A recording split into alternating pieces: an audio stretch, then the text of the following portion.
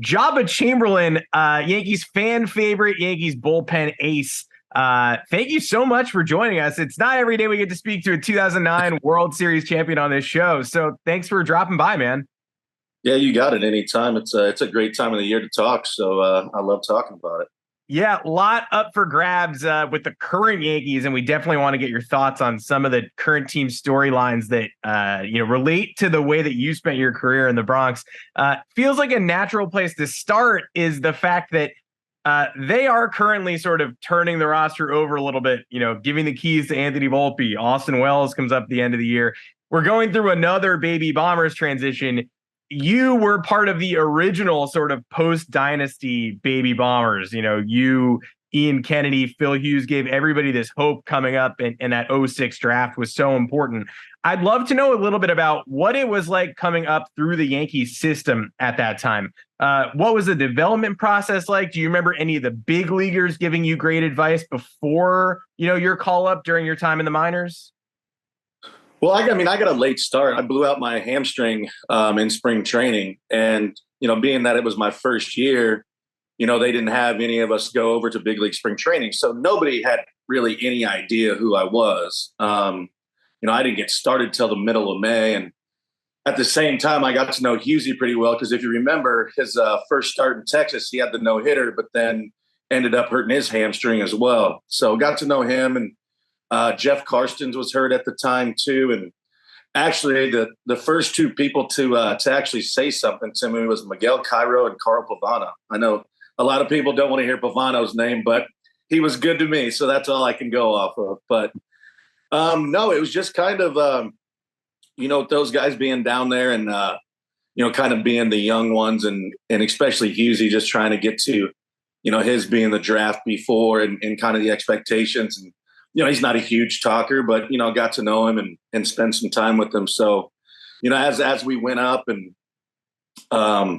did some things, it was just it kind of happened all so fast in the aspect of what it was. I mean, nobody ever got to the big leagues that fast. And so and then getting to the big leagues, nobody knew who the hell I was. So, obviously I knew who everyone was, but yeah, I think it was just then AAA was kind of, my goal was to get to AA. And me and Ian, we were roommates, both first round picks, and, got to know him and his family. And so we kind of did it together as well. Like I would go, he would go, we would go at the same time. And just getting to AA was my goal. And then one thing led to another, and I make one start in AAA, and then they're like, hey, there's like 50 people at my locker. And I was like, it was a good start, but it wasn't like anything crazy. It was against the Louisville Bats. They had Votto and Jay Bruce and those guys. And so I was like, I don't know what's going on. So go out, do my regular stuff, get to the field tomorrow. And Mark Newman, God rest his soul, comes in and he's like, hey, it's true. And I'm like, what are you talking about? And he goes, well, yeah, you're getting called up. But, and I'm like, hold on, do I cry? What's going on here? He goes, but we're moving you to the bullpen. And I had never thrown out the bullpen. So I had no idea. So he's like, you're going to get your normal 5 days rest. And he goes, I just want you to go to the bullpen and watch people. So it was like Ross Ollendorf was there, Jose Veras. And so I'm watching what they do, and I had no idea. I'm like, oh, so do I take 4 Advil now? Do I put this cream on? Like, I had no clue what the heck was going on. So then, yeah, it was I got the call. I just sat down and got my Wendy's. And next thing you know, they're like, hey, you're going to Toronto. So, yeah, it all happened pretty fast. How'd you feel about that change going from starter to reliever, and it eventually kind of permanently changed when you got to the big league level after a couple of years? Do you wish that you were more entrenched in one role or the other? Did you think it maybe messed with your development? Do you have any regrets or wish you could redo part of it? I mean, no, I barely spent 3 months in the minor leagues and I was already in the big leagues. Yeah. I'd have folded towels and cleaned shoes if I was in the big leagues. I didn't care. No, I mean, the one thing, it's always a thing that comes up, and what did you prefer, whatever. I didn't care. I honestly, like, that is the real genuine response. I'm not just feeding a bunch of BS. The one thing I will say where I wish it would have changed and is that it just would have been consistent. Yeah. Like when I started, let it be consistent. I mean, Phil Hughes ran out there with a 5 ERA, but got 30 starts, and they ran him out there every fifth day. Mind you, we scored like 8 runs every time he pitched, but they let him do it. And that's probably the only thing. I mean, the back and forth of, if you go look back at my stats on when I started on an every 5 days in the 50 starts or whatever I made, the numbers are a joke. Like, but then when it's 8 days, then it's 6 days, then it's, okay, I can only go 1 inning, I can only go 2 innings. And you're starting the game, and I'll never forget towards the end of the year in '09, they're like, well, you can go 2 innings, 2 innings, 3 innings, and 4 innings. And I'm like, so you're telling me I can lose the game because I can't win it because I'm not going enough innings to be eligible to even get the win. So that was the frustrating part, that there was no consistency. There was, I would go 6, 7, 8 innings, and then they're like, oh, well, we got to cut you down because you're already at 125. So, and I ended up blowing out anyways. So what the hell does that mean? Like, it's obviously I was the guinea pig for it all. And you know what? It's fine. It's something that will always be talked about, and the debate will never end. But the one thing is, I loved doing them both. When I started, I would have loved the consistency of, okay, every 5 days, so I could get in a pattern and create a routine. But then it'd be like, okay, 2 5-day starts, boom, really good. Okay, now you've got 8 days. Well, you've got to work out even harder 2 days just to make sure your legs are good. You can never mimic being on the mound with the runner on second and third, full count with your nuts on the line. Like, it's just, you can't. And I don't care what anybody says. You can work out as hard as you want. You can do whatever you want, but nothing's like being on the mound. Were you vocal about those frustrations, or did you feel like maybe it was a little bit younger? You were young in your career and you didn't feel it was right to say anything? I couldn't. What are you going to say? I mean, they called me up and put me in a position that nobody's ever been before. And it's kind of like, hey, this was the plans anyways of how they were going to do it. Well, the plans didn't play out like they said they were going to do. But yeah, I mean, I'm 21, 22 years old. I'm in the big leagues. I'm like, what can I say? I mean, I can talk to my agent about it, and he can kind of relay the message, but I didn't want to be a punk in that aspect and not feel like I'm not grateful for what it was. So it kind of just let it play out. I mean, there were times where I got frustrated and they knew it, and we had conversations, but it didn't change it. It seems like the team is maybe trying to do something similar with Michael King right now, where he was, bullpen starter in the minors, bullpen ace, all of a sudden a starter again at the end of this sort of weird lost season. And then they say he's going to go into spring training as a starter next year. Do you feel that that's the right call to make that transition? And do you also feel like they're in a different place now where they're going to do it, they are going to give him that consistency rather than flipping back and forth? Yeah, I mean, obviously, hopefully they learn from the mistakes. I mean, everybody's still there that did it. And, Booney obviously being in the media was part of it too. So the understanding of what it is. I mean, there were literally years where I would go back. I went back and forth 5 times. Started, then relieved, and then didn't go down to AAA. I was supposed to pitch 2 innings. And then they were going to build me up from there so they didn't have to send me down. Well, then the game's close. We're in Baltimore. Get out of the inning, get the ball to Mo. They're like, hey, stay here. You're going to run out to the bullpen and finish your session. I'm like, the more I think about the shit that happened is like, this is ridiculous. They would never do it today. It would never be done today. So to your point, I think if he goes in and it's like, hey, you're starting, I don't think it'll be like, hey, you're going to make 4 starts in spring training and then we're going to move you down. Like, I think they will give him that consistent factor of having a routine and getting it locked in to be successful for the season. Do you think there was any, like, maybe I don't know how dialed in are you to the modern day Yankees? Like, do you follow like the fan pulse and what everybody's saying, and you're kind Like, of I don't miss a game. no? Okay, good. Oh yeah. So then I you'll mean, probably know most of the things we're talking about. Yeah, I mean, like I don't know the modern day, the present day Yankees. I think a lot of fans feel like there's poor communication or stuff that falls on deaf ears, or just things from the top down don't get distilled as they should.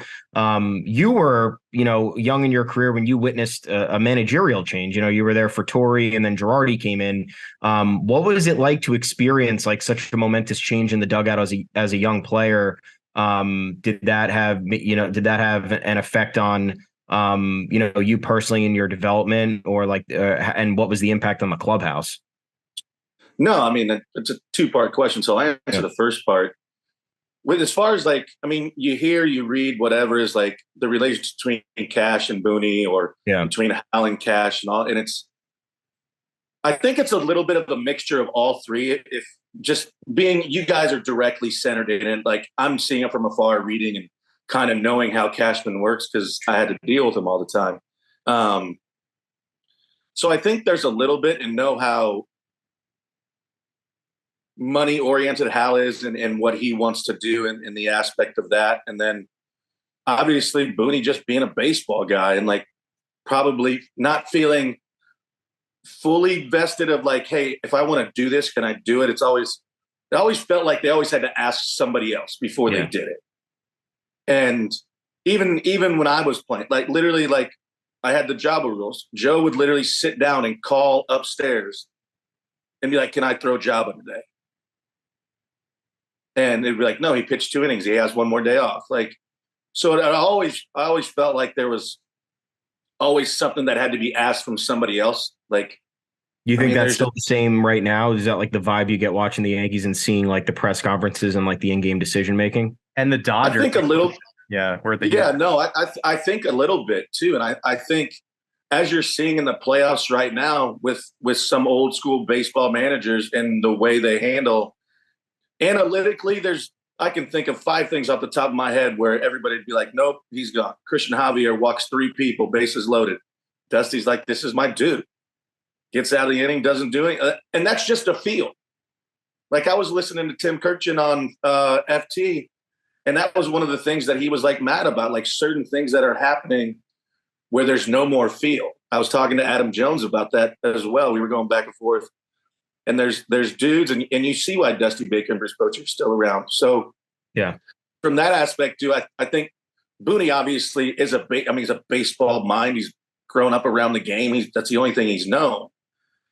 But then, I mean, as far as the changing of guard, and like it was just completely different because Torre he was literally let Derek and those guys take care of everything. They were kind of the ones that did it, and he kind of just sat back and was playing chess with what we needed to do.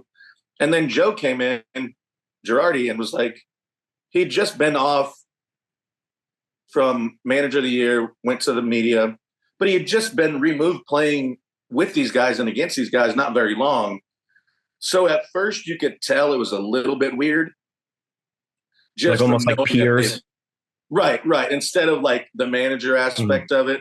But I mean, Girardi was great. I mean, obviously super analytical Northwestern guy. I mean, just somebody that was never unprepared, but I mean, he also had Rob Thompson there too, which we've also seen what he's done. So, yeah, I think a little bit of that can change the dynamic, but when you had guys like we had in the clubhouse, it's really hard to change that when you have those leaders and having somebody come in that they're familiar with anyways. You also went through something that I think, right now where we're in a tough spot where we don't know what's deficient on the roster or how many new faces they need or how much free agent spending they have to do. You were there for, okay, 08, we missed the playoffs for the first time in a long time. 09, they are the offseason champions. They bring in all these big names, even under the radar guys like Nick Swisher. How was it adjusting that offseason when the expectations are, placed upon your shoulders, and and all the offseason headlines are the Yankees went out and did A, B, C, Burnett, Sabathia, Teixeira. They went crazy. Now they're the center of the baseball universe again. I think it was obviously missing the last year of the old stadium, not making the playoffs and doing that. And then the opening of the new stadium. And it's kind of like, okay, there was kind of like an aura, like seeing what they were doing in the off season. You're like, oh, this is good. This is it. Like, here we go. Like, and knowing I'd gotten to know CeCe a little bit, didn't know AJ or Mark, and obviously got to know Swish a little bit because I punched him out on a ball that was like 2 balls outside, and he's yelling at me the next day in BP, which was kind of funny. But yeah, it's seeing that in the moves and kind of like where the state of they are at right now. It's like they've made some moves and some have paid off and some haven't. And it just, I think that 09 year was just, as soon as we got into it and we seen how everybody just clicked, and then, all of a sudden we get like 2 come from behind wins, and then it starts the pie and everything. It just kind of like, we got off to a slow start that year. If you guys remember, it wasn't a great start. Yeah. It was not a great start. So, it's finding the right personnel, I think, is a part of it too. And I think obviously bringing up Jason at the end and Wellesley and all it's, let them get their feet wet where it's, the game is not as fast as it is. Like when we were, literally they're like, all right, we're going to be in the playoffs because of me. And I'm like, no, I didn't. There's all these other guys are way better than me. I just helped. And so I think getting their feet wet and the understanding of kind of them being the next level and them not having to, press. And, when you get to the big leagues, you press anyways. It's just you dream to getting there. So, and now feeling comfortable. And that's the thing I love about when they bring those young kids into spring training, where now when they get there, they feel a little more comfortable because, they at least face to name. Like, you may not go to dinner or have a beer with him, but at least you know who the heck he is. So, yeah, I think with what they have, do I think they'll do anything in the offseason? If I had a coin, I'd flip it because that's probably the best guess that either of us have. So I think there needs to be some things done, obviously, but wherein lies the bits and pieces you need to fit together of what you feel like is coming back. Yeah, I think we'll get to that in a minute because we want your thoughts on there. But I want to touch quickly before we move on from 2009. Like, I guess these last few years we've been waiting. Like, we thought this past offseason was going to be like the big overhaul. We got Carlos Rodon, and then they said there was another move left, and then nothing ever happened. So it was like all the wind got sucked out of the sails. For an offseason like 2009, it was like full bore. They went after it. You knew exactly what they were doing. Like, from a player perspective, what was the locker room like? Like, your conversations with other teammates, like, did that type of buzz and the lead up and then the execution there like drastically improve morale, or are you guys just sitting there waiting around being like, oh, we'll believe it when we see it? I think knowing the character of the guys coming in and, Tex coming off, I think he went over to the Braves in 08 and kind of went off. I think he went over there at the trade deadline. And, obviously facing AJ when he was with Doc, that was never fun having those two. But then seeing what C did with Milwaukee and like, your nuts are on the line, free agency, and you're CG doing it. Like, you knew he was a gamer from day one. So that was, but it was just trying to figure out like how the mix would be. Like, we kind of knew what Swish was in that aspect and where do they fit in.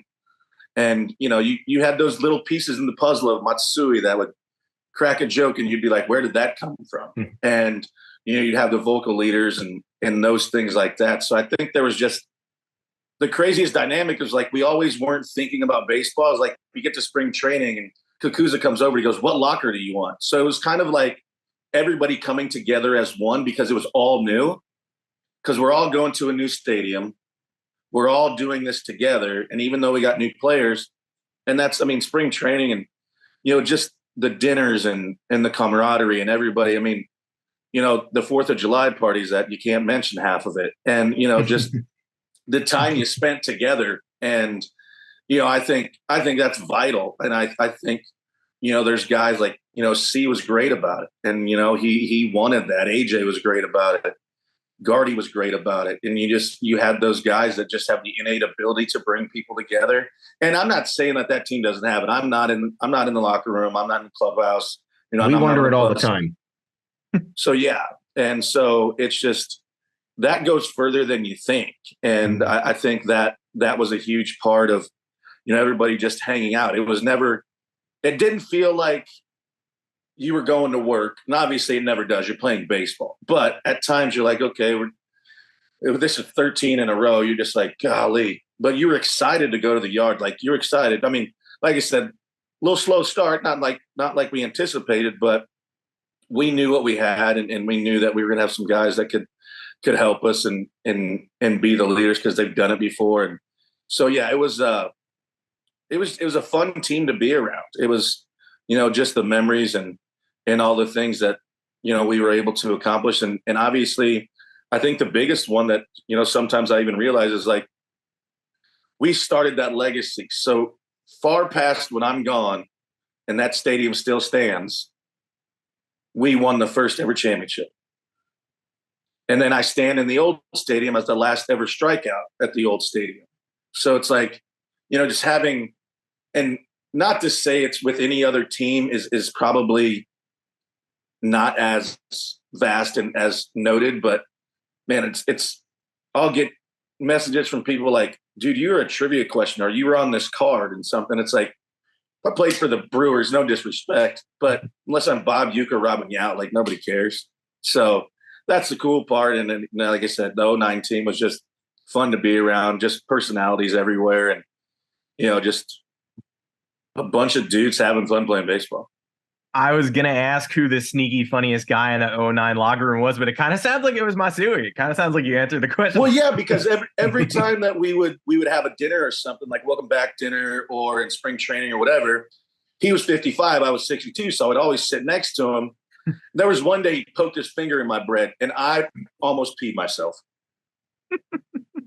And he'd always have like these real nice watches. I'm like, Masui, what? He's like, oh, number 55. And I'm like, oh, shocker. He was great.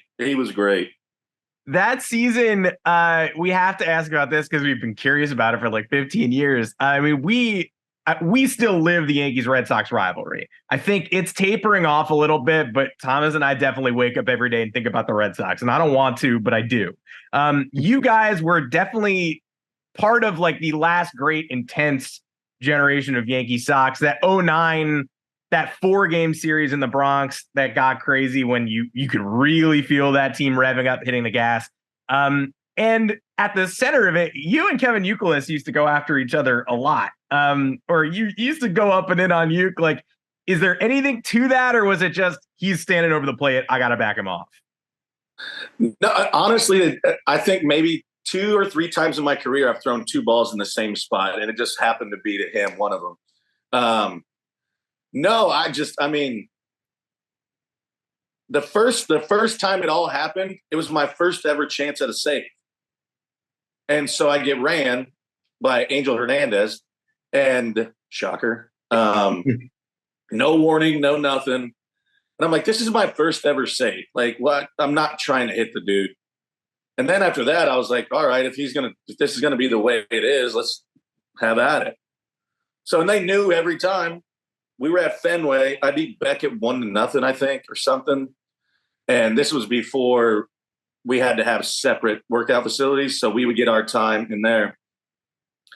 And Poppy came up to me, and we became good friends. One of my dad's favorite players, and I think he likes him more than me, to be perfectly honest. And I was going, why does it, like, you guys know what's going to happen? I'm going to throw in, and he knows I'm going to throw in. And if I hit him, I hit him. If I don't, I get him off the plate and make him uncomfortable. And he was like, I go, why doesn't he come get me? And he was like, well, look at you. And I was like, and? He goes, I don't know.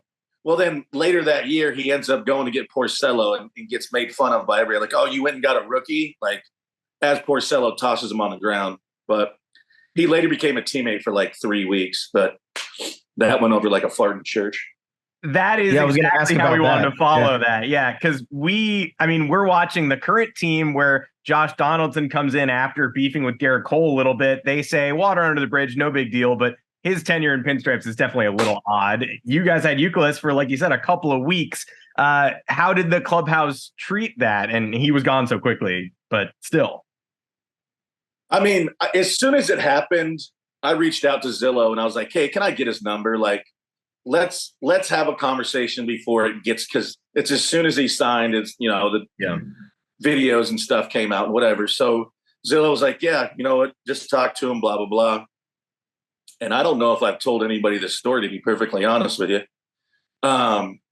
So this was like right when he signed. And that was early off season. It was like 1 for like 12 or something like that. And so I think it's maybe like early November-ish.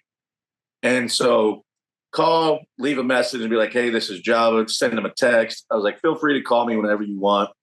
You know, this, that, and another thing. Well, it's February. Crickets. We obviously there early. C's next to me. I stand up to like say hi. He walks straight past me. I was like, fuck this guy. Yeah. C's like, come on. And then he turns around and he goes, oh, I didn't see you. And then his next excuse was, oh, sorry, man, I dropped my phone in the ocean 3 months ago. Yeah, good talk, bro. Like, go kick rocks. Got to get that phone out of the ocean, dude. You got a lot of off-season business. Yeah, and it's not like your phone isn't backed up anyways. Like, it's not like we're living in the Stone Age with flip phones. Like, come on, guy. You doesn't need a cloud. Breaking. He was around for a couple. Then it's like his back. I think he broke his back or back something. But yeah, didn't come around. Nothing. Blah blah blah. Then it's the All-Star game, and he all of a sudden shows up, and we're like, "What are you doing?" He's like, "Oh, I just wanted to go to the parties." I go, "We don't want you here all the time. We don't even want you here now." And then to make it even worse, so he married Tom Brady's sister. So we're starting our fantasy league, and we have like our little group chat or whatever. And he's like, "Oh, can I be in it?" And all of us are like, "No." Well, we didn't say that. And then he was just like, "Well, who's gonna draft my brother-in-law?" Blah blah blah. We're like, dude, nobody cares. Like, nobody cares. Like, you're not gonna be in the league anyways. And it's just like, yeah, it wasn't. I mean, good for him that he got 12 million out of it. But yeah, he was a turd. A quick 12 mil. The last 5 minutes might have been the best 5 minutes of my entire life. I just think that's amazing. I mean, we're always questioning the organization's, finger on the pulse of the locker room and even the fan base. Like, everyone likes to allude to the fact that George Steinbrenner did a lot of what he did because he was listening to the fans.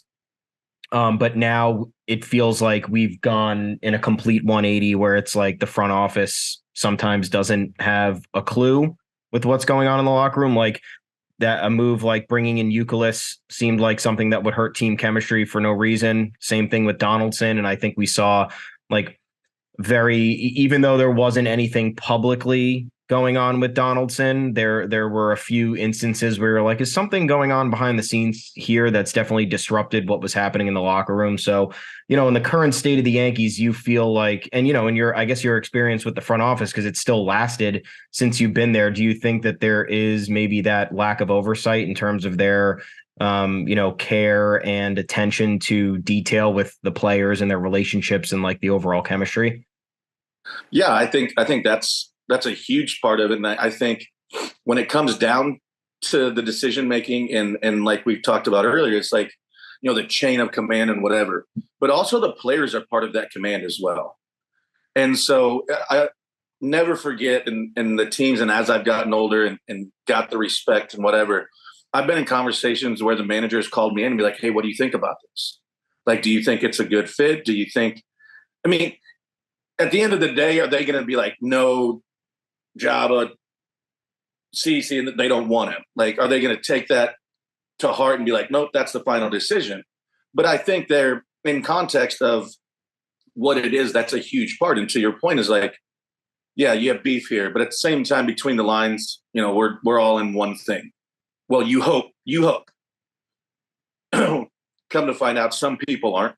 And that's the nature of the beast. But I think that's part of it where now it's like, I don't like this dude and I don't have to like him. Like, not inviting him to my kid's birthday party. But, if he pulls the stuff that he's pulled before, it's like, you don't want to hate him because he's on your team. But then it's like, there's a little bit of animosity. And does that affect? Because you don't necessarily have to say anything to piss off a clubhouse. Like, it's just the way you act or the way you present yourself or the things like that. So I think when it comes down to that, I think it plays a part of it. And I think, if you're going to make the decision for the team, I think the leaders of the team and, Aaron and Garrett, like, they need to be in the conversation and be like, hey, you know what? I know this dude, like, this is a good fit. And most of those are like, not like the huge names. It's like, oh, can we add this piece? And it's like, no, he's great. He's great in the clubhouse. He's great with young guys or whatever. And I just think that needs to be a part of it.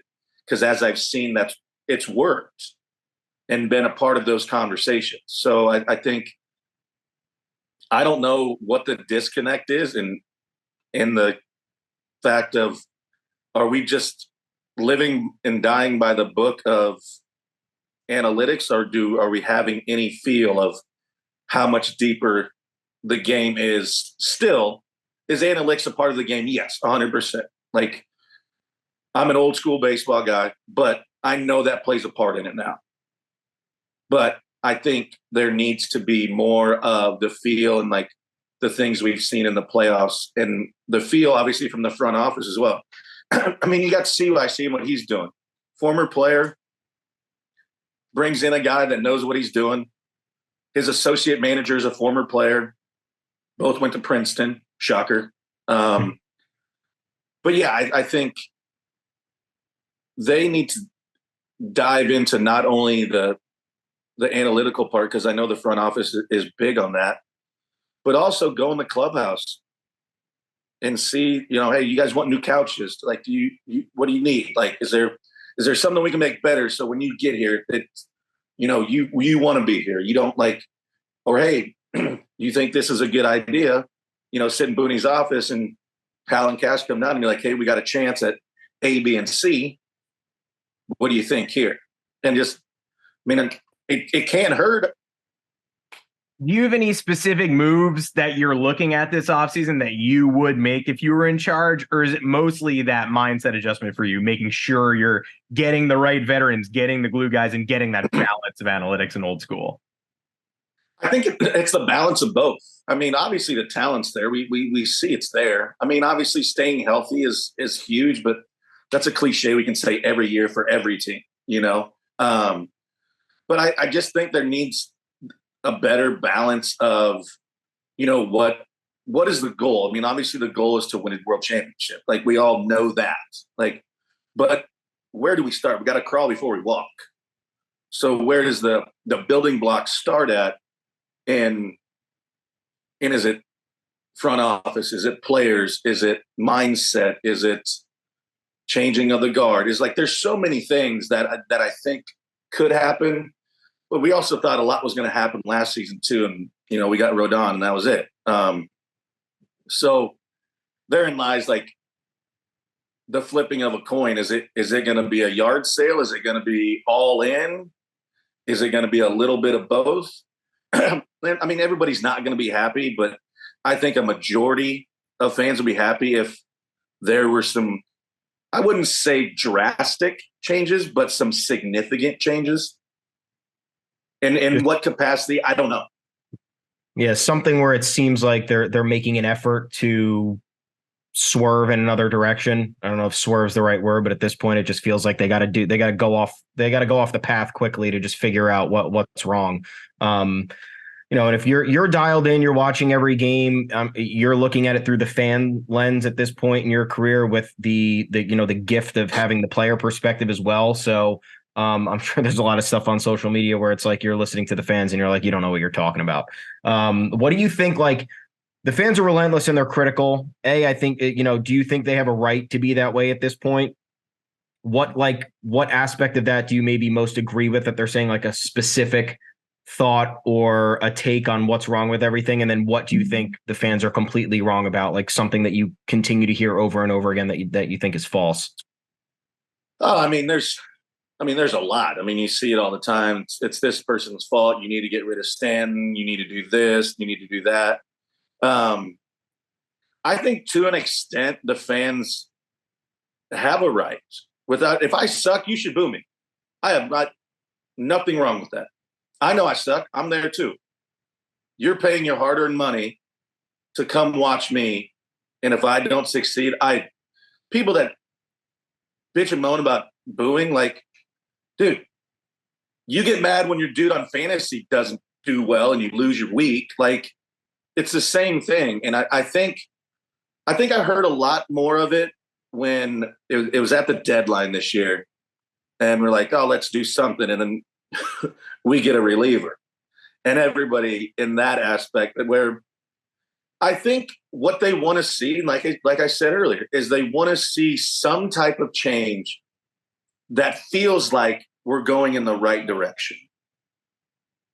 And what is that? And some people say it needs to be fire and capture.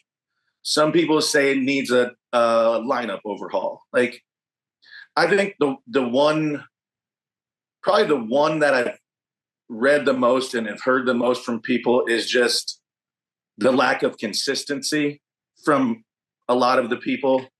And it's hard. It's a hard game, and I get it, but then it's obviously, they can't stay healthy. They can't do this. And that's part of the game too. And I think the fans in their wanting something to be done, I don't think there's one specific. I just think they want to see one avenue of something going in the right direction. And that doesn't necessarily mean getting rid of somebody.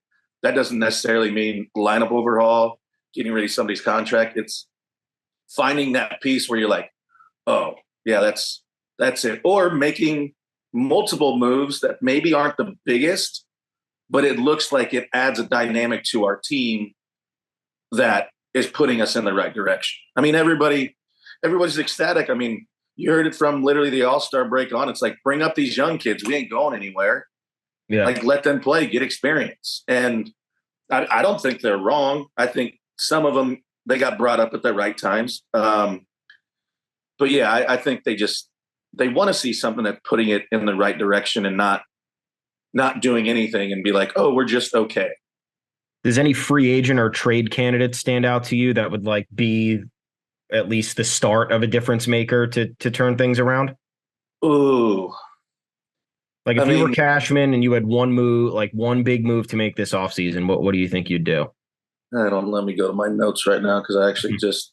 Or I guess if you were Hal, because if Hal's calling the shots, skimping on the money. Okay, so before I get to that, do you? You guys obviously.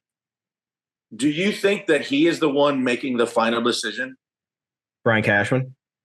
No, Hal. Oh, Hal Steinbrenner. We think that.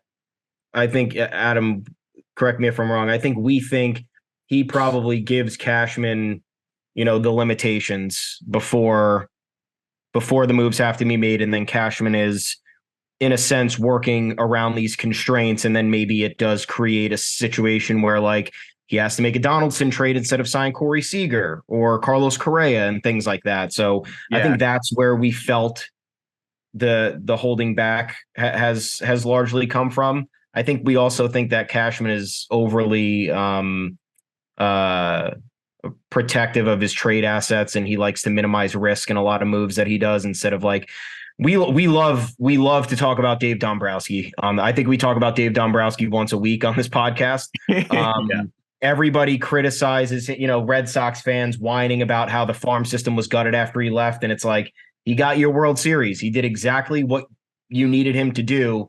And it's that I think we have the combination of the restraints that are given at the onset of the offseason, coupled with the fear of making a mistake that doesn't allow the team to, get to the next level, at least over these last 5 or 6 years. Well, yeah, and you see what he's doing with the Phillies now. Exactly. All these veterans, all these like Kyle Schwarber, who we heard the Yankees loved forever. He's the one who went out and got him.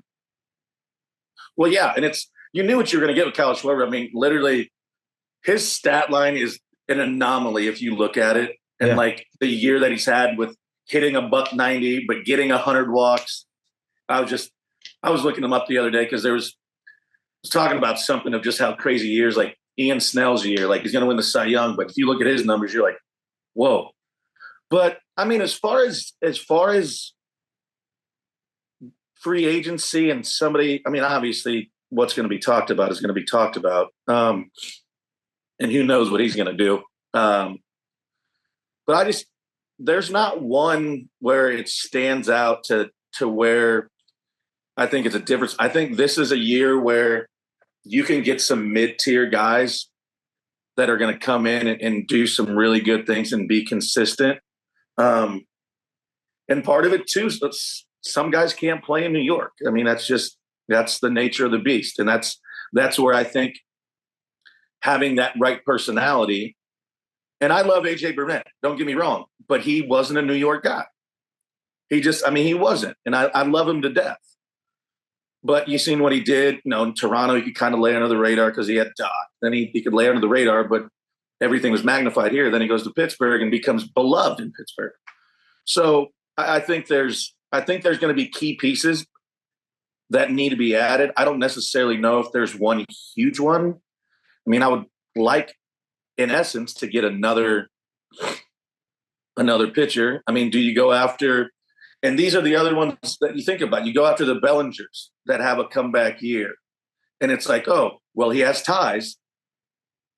So you think about that, and would he be comfortable? Yeah, but it's, one of those things where you don't know. I mean, he's obviously, knows the Yankees and the history and having a great year.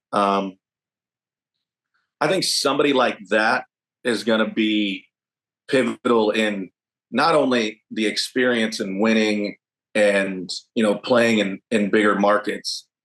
I think those are the kind of little pieces that they need to put together because they got superstars. I mean, that's a no-brainer. You got dudes.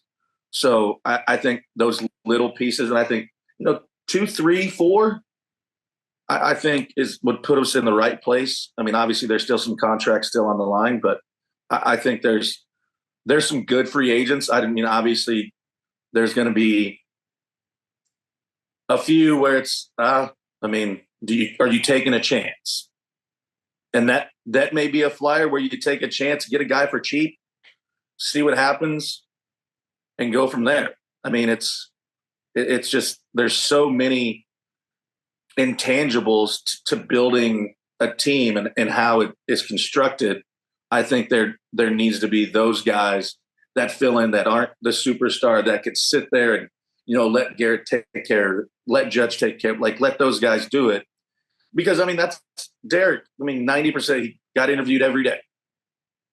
And he would take care of it. And so I think there's that component of it where I think for me personally, that's kind of the way I would attack it. Well, Joba, this has been amazing, and you're definitely preaching to the choir here with everything that you're endorsing. We'll end on a fun one. It's Halloween in New York. It's coming up. You mentioned those July 4th parties that you can't talk about, and we won't make you talk about them. But did you ever have like a Halloween party memory, a crazy Halloween party in New York that like stands out as like, I'm in the greatest city in the world, this is the weirdest holiday, and we're just having like a blowout? Not really. Like some of the costumes were, like obviously professional costumes. Probably my most Halloweenish moment. I just got drafted. I was in Hawaii and we had the day off. And so we're walking around and we were staying on Waikiki, and Hawaii Pacific their dorms are right there. And when I tell you, it is no holds barred down there. I mean, you don't even have to have a costume on. You just go butt naked. and some it was great, some it wasn't so great. But yeah, I mean, I've never been more freaked out. There was a chick that was the ring girl, and she like came up and like tapped me on the shoulder. I peed a little, scared me. But yeah, that was probably, there was New York was cool just because of like the dynamic and like the costumes and how cool they were. But yeah, Halloween and Waikiki Beach was a free for all. It was we had a lot of fun that night. Let's put it that way. Well, Joba, this has been incredible. Look forward to keeping in touch with you as the season goes on, the off season goes on. Hopefully we learn pretty quickly what direction it takes. But we'll have you back anytime you want to come. This was amazing to get to chat with you and great window into everything we want to know about. So thank you so much.